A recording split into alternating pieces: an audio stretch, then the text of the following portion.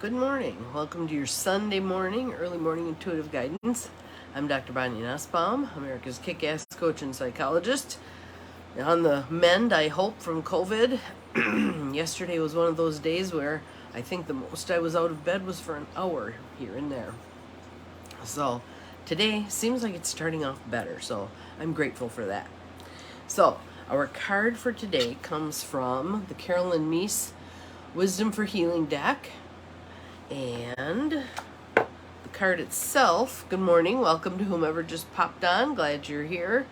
It's Joe, glad you're here, Joe, welcome, welcome.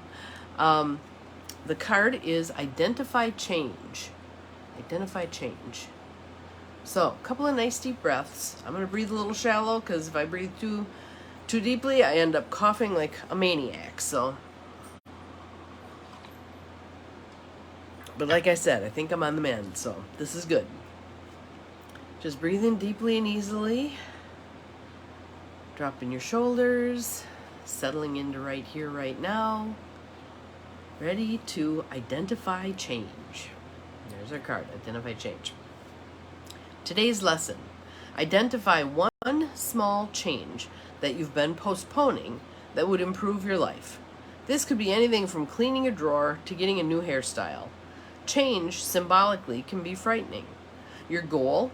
To recognize that you postpone even small, insignificant changes because intuitively you know that they ignite powerful ones. So, think about that too. If there's a powerful change that you wish to make, you can begin with a very small change. Baby step your way through it. Again, I don't think most of us rely on leaps and bounds. Good morning, Diane. I hope you're having an awesome time up north. I don't think most of us change in leaps and bounds. We change in small incremental steps. But over the course of time, it ends up being huge change. Huge change. I'm reading another amazing book that I may end up offering a class on. It's called The Secrets of Six-Figure Women. So women who are making $100,000 a year or more. And much of what she says relates to this. That even in terms of savings, it's not about waiting until you have a crap ton of money and then you open a savings account. It's about diligently, repeatedly putting in a little bit each time. And she shared a couple of stories which totally fits with my experience of this, of women who had historically low-paying jobs. One was a bookkeeper and the other one was a librarian. And at the point where she was doing the research with them, they were making probably what would be considered poverty-level wages. At the point where they passed away, they each had well over $1 million in assets. Why? Because when you begin putting a little bit away each time, it makes a huge difference. That's one of the things that I taught my children. Their college funds. The day they were born, I think, we started college funds for them. Put a little bit away each week, and by the time they were in college, there was enough to really make a dent in their education costs. So do the same thing for retirement. Do the same thing for retirement.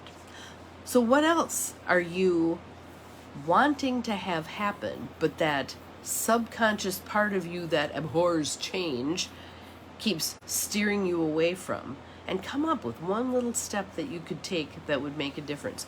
I've done things as small as I made a folder with a label on it for that particular thing. Didn't have anything started yet, didn't have any paperwork, nothing, but I started the folder.